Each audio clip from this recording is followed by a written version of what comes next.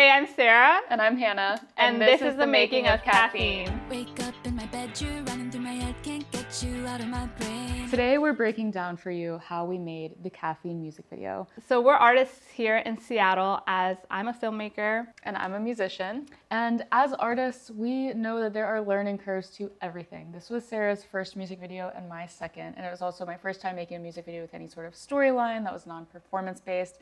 And there was a lot that went into it. And we thought we'd like to share a process so that other people can learn from what we learned from this music video experience. What do you think? Let's get into it.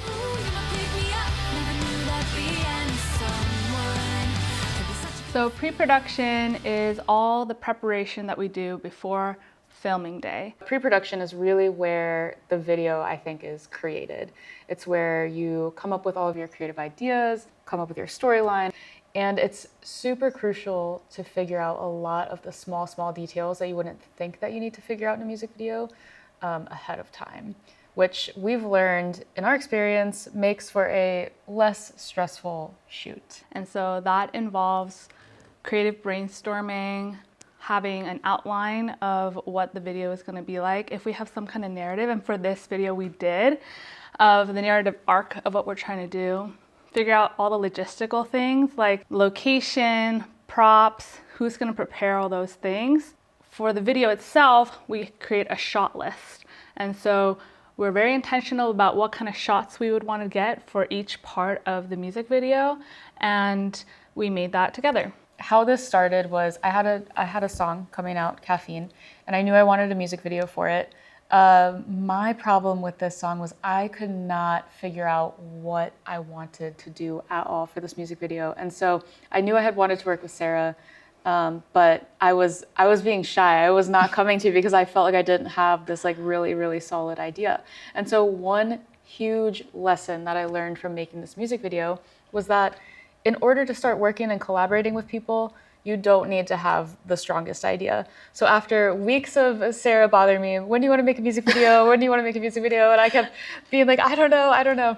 We finally decided, well, I had told Sarah, I said, I don't know when because I just don't know the idea. I don't know where to start with this one. Mm-hmm. Nothing's coming to mind, no visuals, nothing is sticking out for me that I still like the next day.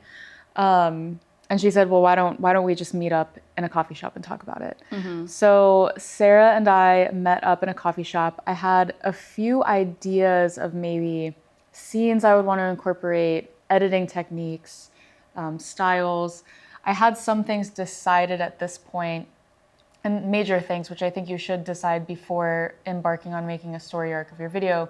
Do you want a performance aspect in your video or not? So at this point, I decided I was not going to have any band performance aspect in this video because I just didn't have the time to get everyone together. Schedules weren't going to align, and I needed to rely on something that I could do with a very small amount of people on a very small budget. Mm-hmm. So we sat down, we started looking at music videos that we like.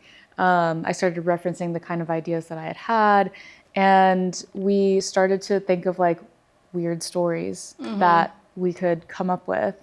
And we started looking at locations just to see if anything like sparked her interest. Yeah, and I think we were both very familiar with the song. Like she would obviously she made the song, and then I was listening to it all the time, trying to be like, okay, what visuals come to mind? And what I found really helpful was that we were also drawing out like references and visuals that captivated us, and that way we were getting like a more unified vision of like what we were both wanting to see from this video. You had like a mood board, and I think this was crucial to the pre-production stage where there was like a visual of different, you wanted something that was a bit like grungy and dark, but also used like hard light, which I find so fun to do.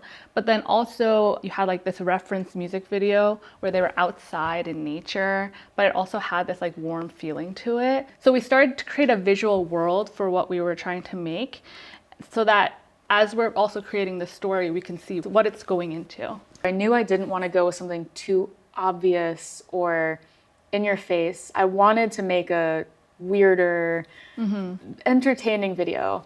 And so I thought of an idea of a therapist's office. in the song, you know, the narrator is addicted to love. And so what do you do when you're addicted to something? It can become overpowering to your life and you may need to go to therapy for that. So I thought of the idea of this starting in a therapist's office and something weird happening between the narrator and the therapist. And Dylan, who's also in the video, who plays the therapist, later suggested it should be hypnotherapy. And I was like, I love that. And Sarah brought up the idea of using animal masks to bring in this idea of weirdness. So we had like 3 things basically that started this video.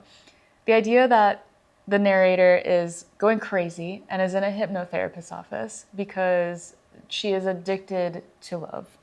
Somewhere in there, somebody's wearing a weird animal mask. And it's going to be a little bit trippy and otherworldly with like harsh lighting, a kind of boldness to the physicalness of the video. So that's where we started. And one thing that we did that was super, super helpful was we created a document where we started to outline all of our ideas. And then I think something that we did that was once we had this idea of therapy session, we started to write down like, what do we want to see in the first verse? What do we want to see in the first chorus? Second verse. So I think at this point, we didn't have the full storyline, but we started to say like, okay, this is going to start in a therapist's office. And you see in the video, it starts in this like dark, creepy hypnotherapy office. Somewhere along the lines, we came up with the idea that the hypnotherapist would turn into the animal and infiltrate the narrator's dream as she's hypnotized. In which case, I thought, oh, this is the perfect opportunity to create 2 separate worlds in this music video. So Sarah and I talked about this contrast of light and dark, and that's where you see the first intro of the video and the cutscenes are in this dark, moody, very Hannah Duckworth type setting, contrasted by this like very bright and bubbly, otherworldly outdoor area with our favorite character, the bunny. And I think this is the prop of the bunny kind of also goes into costume. And I think that's what also added to it. I don't think we explicitly talked about the dress that you're wearing, but it really added to like this Alice in Wonderland feeling of the video. And it just ups it even more and takes you into this world that's so different from what we just see in our everyday life.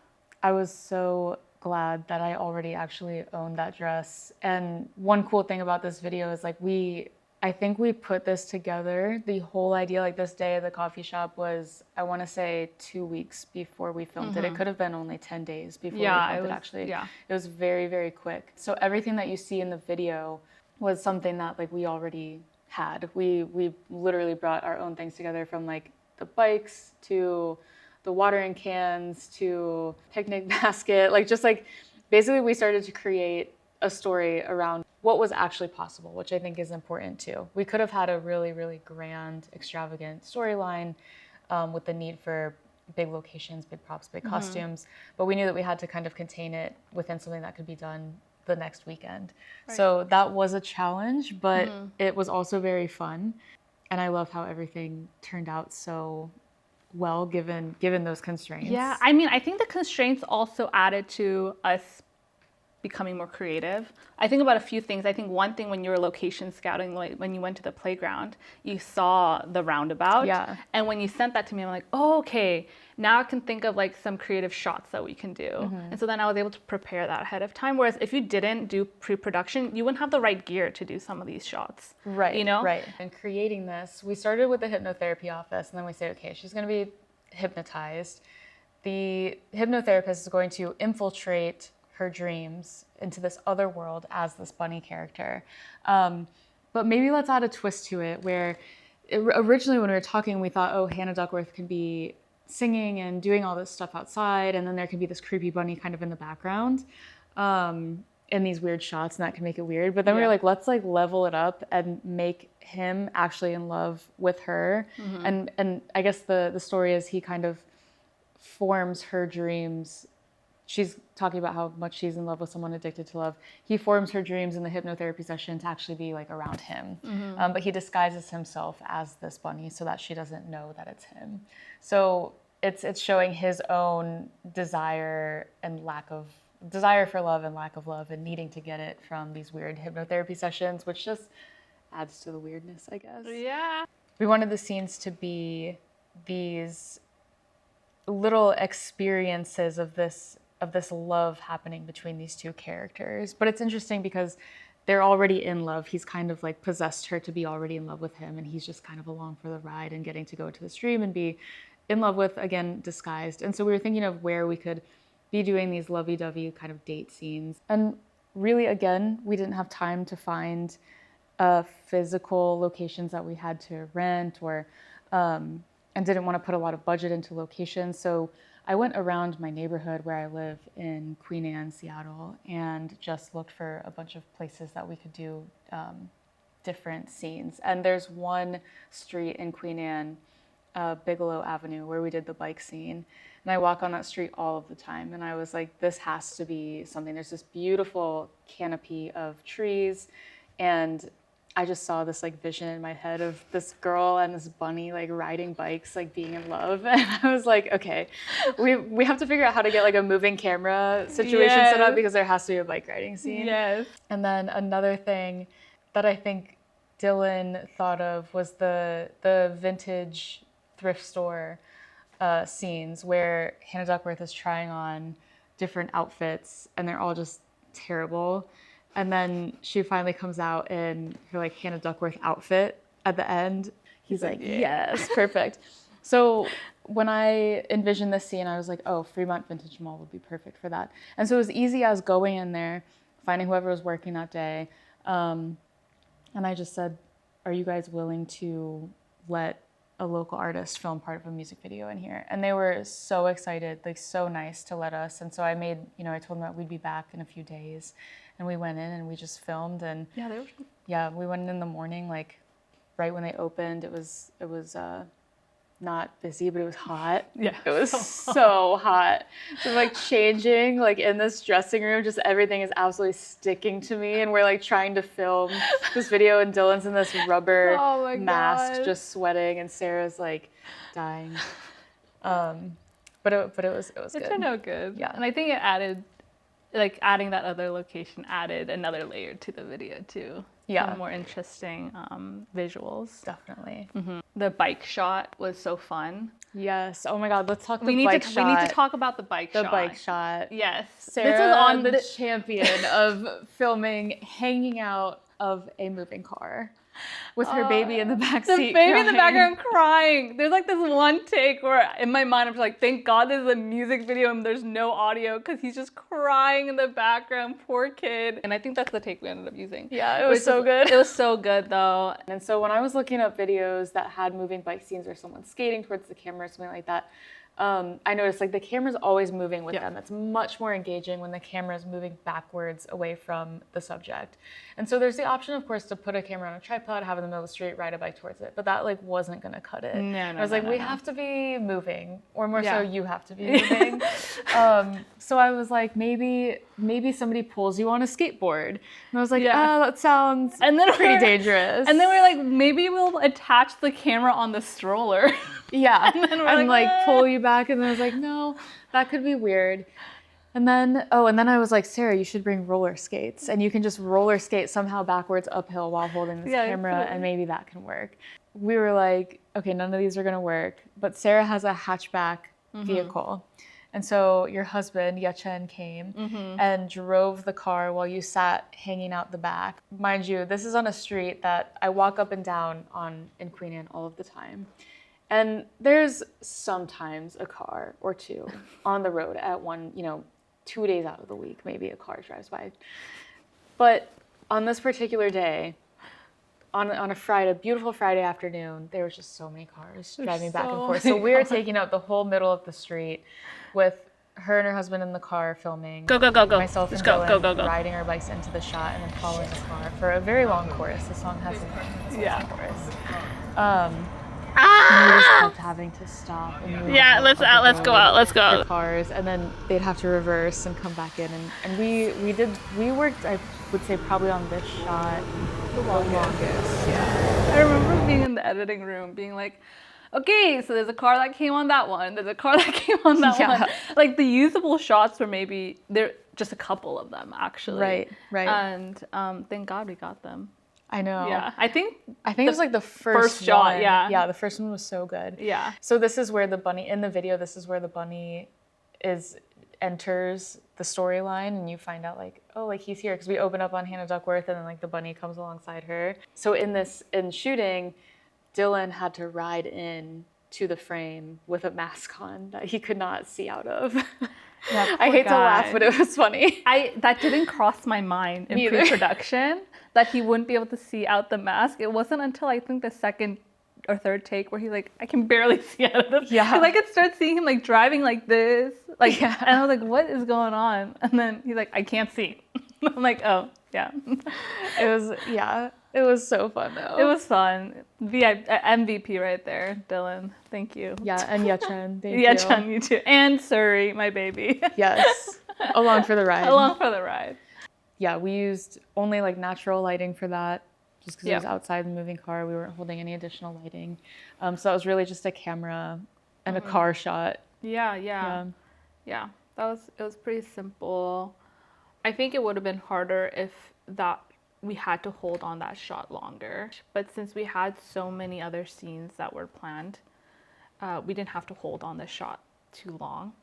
But you're still able to really appreciate that shot at the same time, you know? It's like a beautiful shot. I love that shot. I love it. Yeah. I love that shot. And I was so happy when you told me that you wanted to do that shot, because that was like on my list of shots I wanted to do.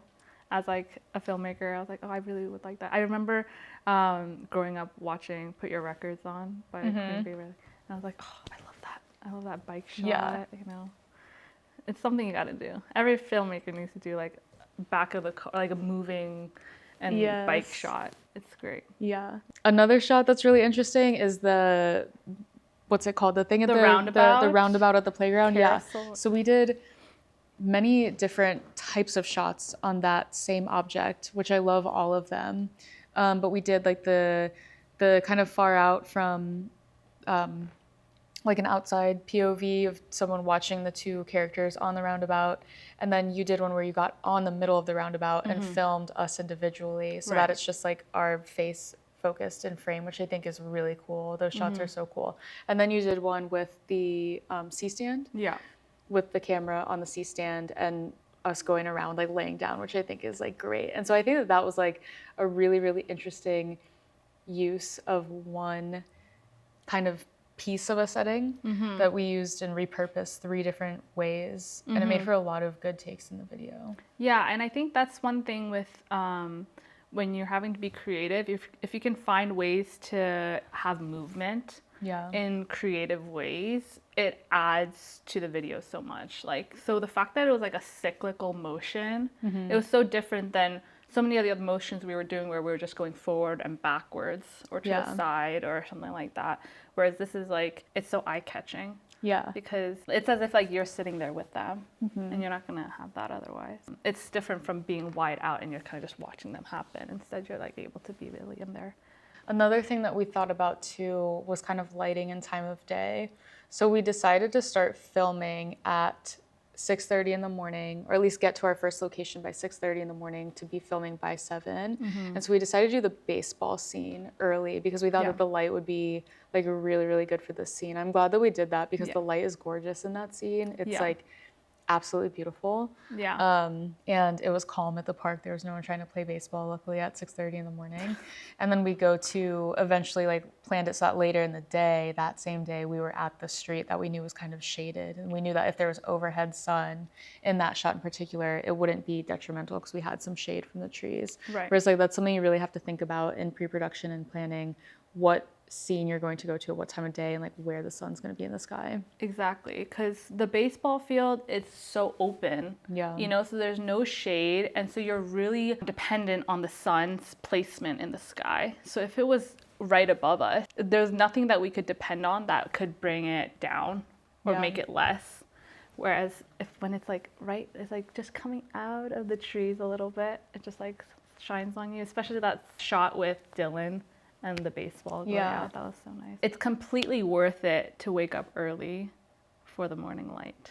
Let's talk about the robber scene. My original thought, my tiny inkling of a thought that I wanted to do when I came stare at the coffee shop was to do something that aligned with the no in the video. That's just like my favorite part of the song. And I almost like had this idea of like a video being built out from this like no. And so it's super important for me for something to happen on that no.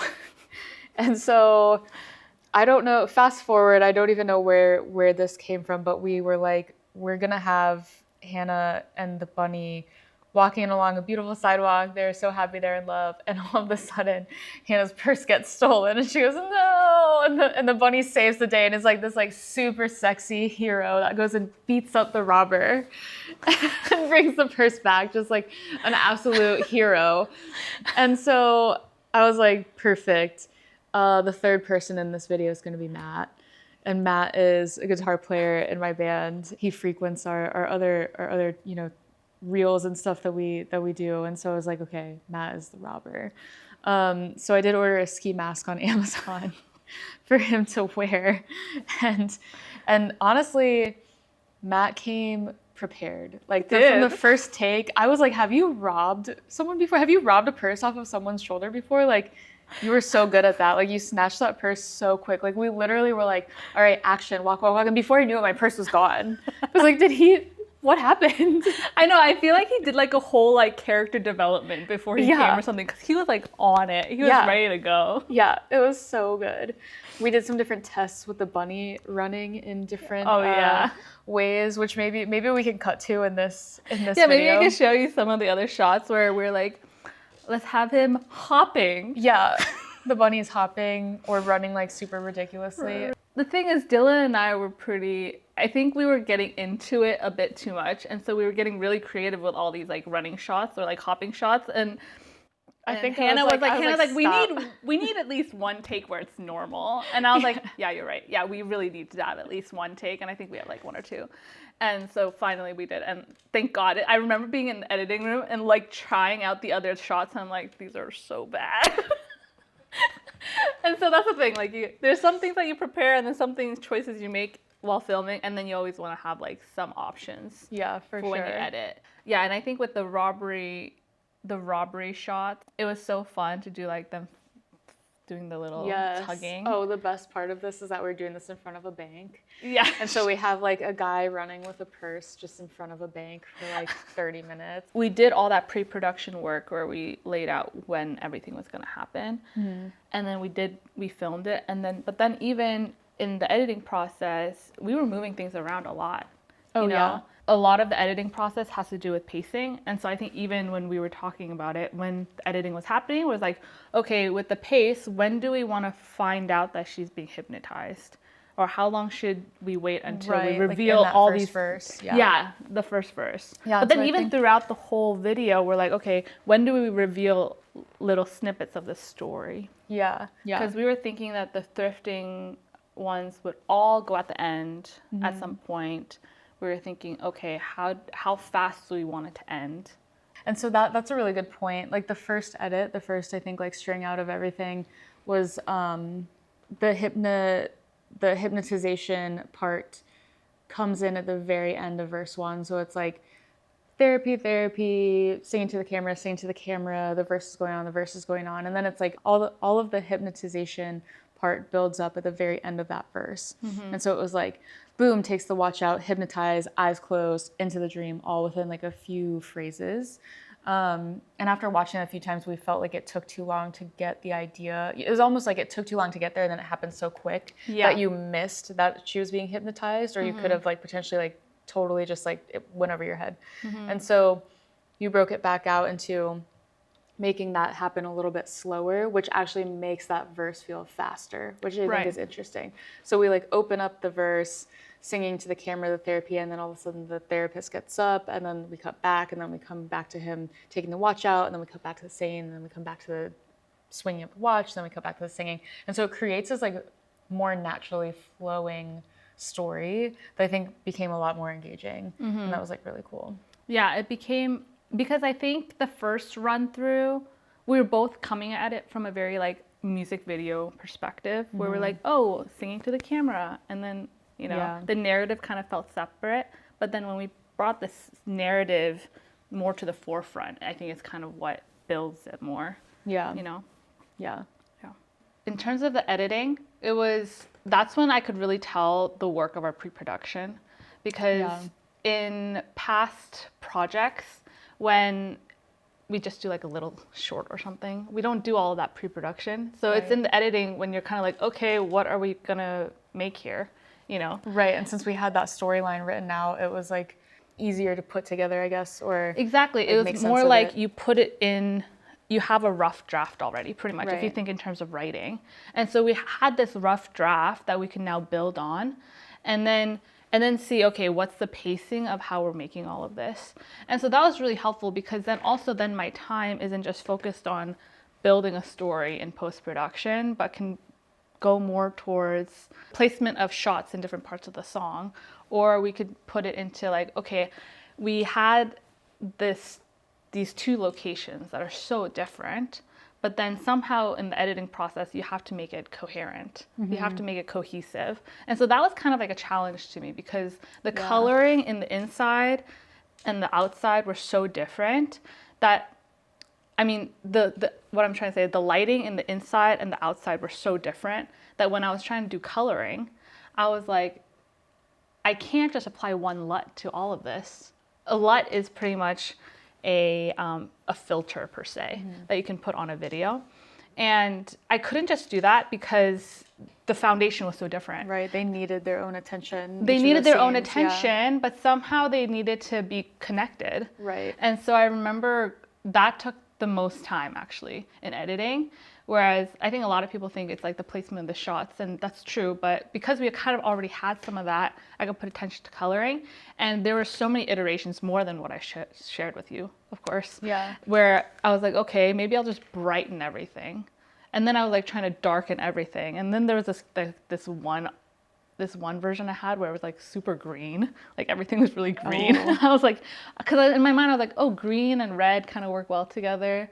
But then that's when like the reference came. Yeah, the reference that you had from Choke Cherry, where they had natural lighting, but it was still kind of dark. It had this dark feeling to it. The blacks were a little more thicker. It was they thicker. were like richened up. Yeah, it was like a richer black. Finally, I was able to figure that out in our video, and that kind of helped bring it together. Because if you just let the outdoor shots be super bright and airy, it felt too different, because they're already super different, you can tell. But if the coloring itself also added to the differences, then it felt like you're watching two different videos.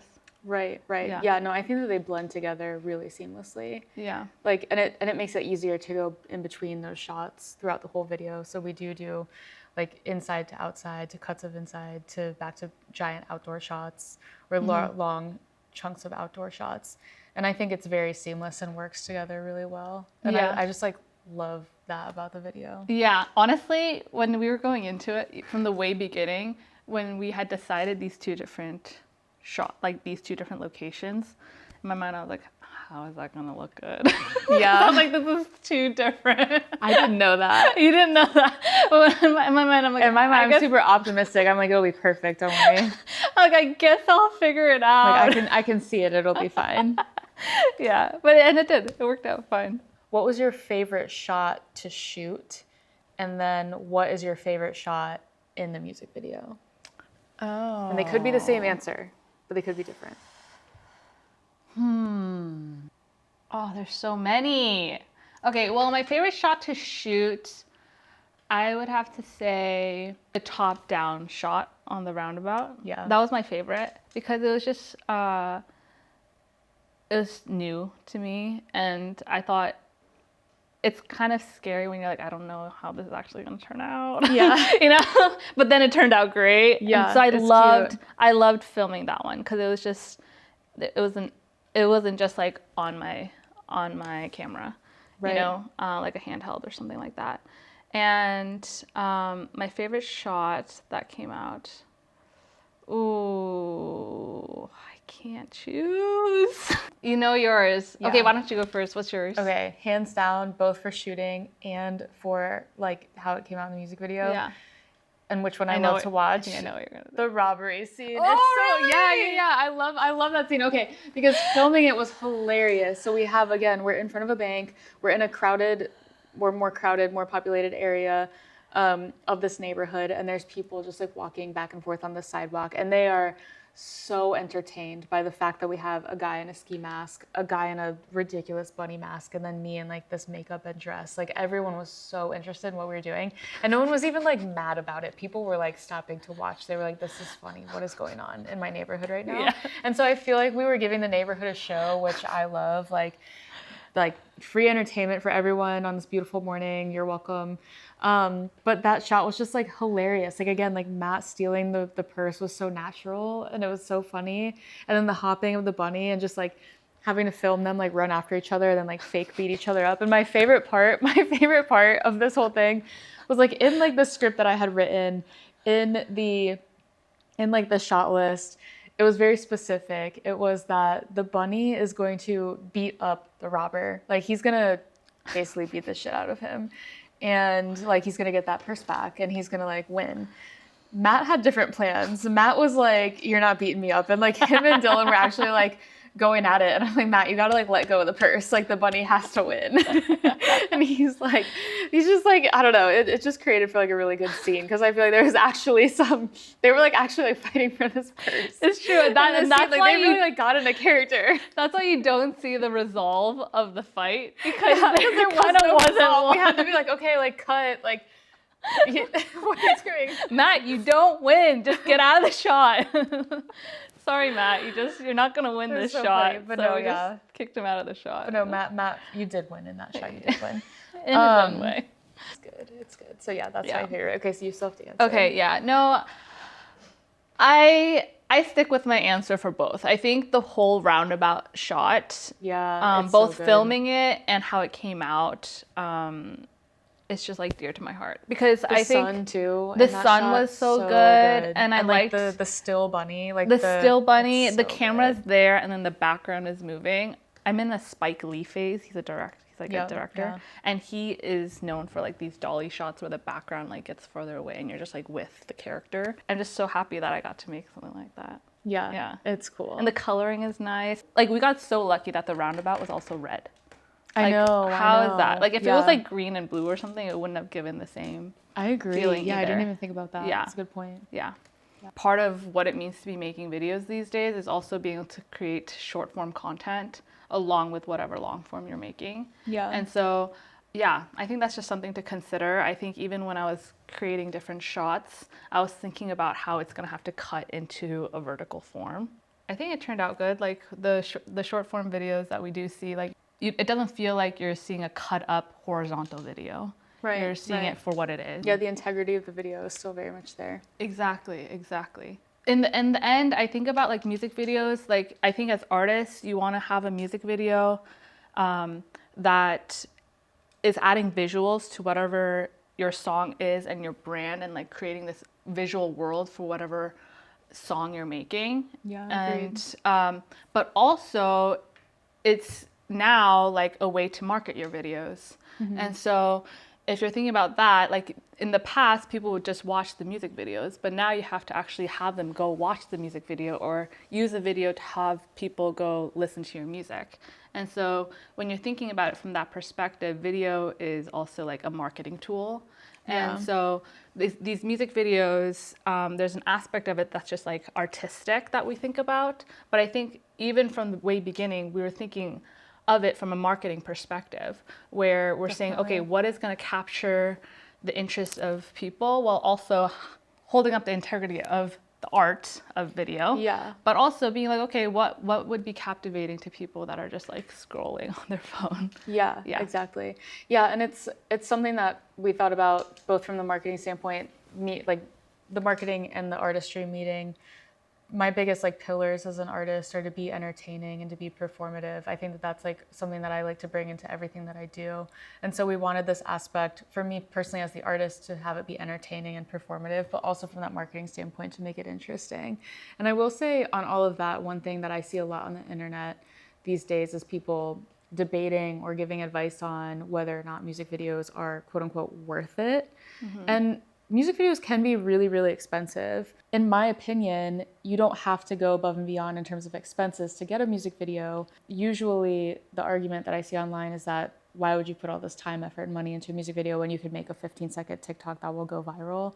I personally think like virality is like never at least the goal in my mind, and I love like staying true to the art and making like actual content that can be, again, entertaining and performative for like years to come, that isn't just a blip in time.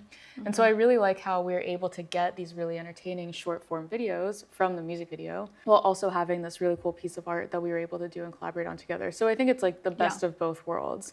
And I think in this whole process too, we've shown that you don't have to go above and beyond in terms of production budget to get a cool video, because we did this in 2 days, again with like 10 days lead time, all with free locations that were you know, outside in the public basically, and the ones that weren't, we just asked to use. And so I think that it is like really cool that we can achieve both this need for social content and this need to be artistic and creative and original. Coming from like the video perspective, I see the value that video really has for musicians, because it's how you get your music out there. And I think what I really am trying to offer is that, okay, we can think about marketing and how it can catch people's eyes while also creating something that is actually connected to your song and connected to the music that is so deeply important to you, and have something that you're proud of and not just something that you're doing to hopefully catch someone's eye one day, you know? We still want to be creating beautiful things. Otherwise, what's the point of all of this anyway? We're not just trying to get people's attention here. We want to actually create beautiful things. Yeah, definitely. So making this music video was super fun. I'm so glad that we did it. I really liked making this video with you, and I think there's more to come. But for now, go listen to Caffeine by Hannah Duckworth. Stream the video on YouTube. Okay, bye.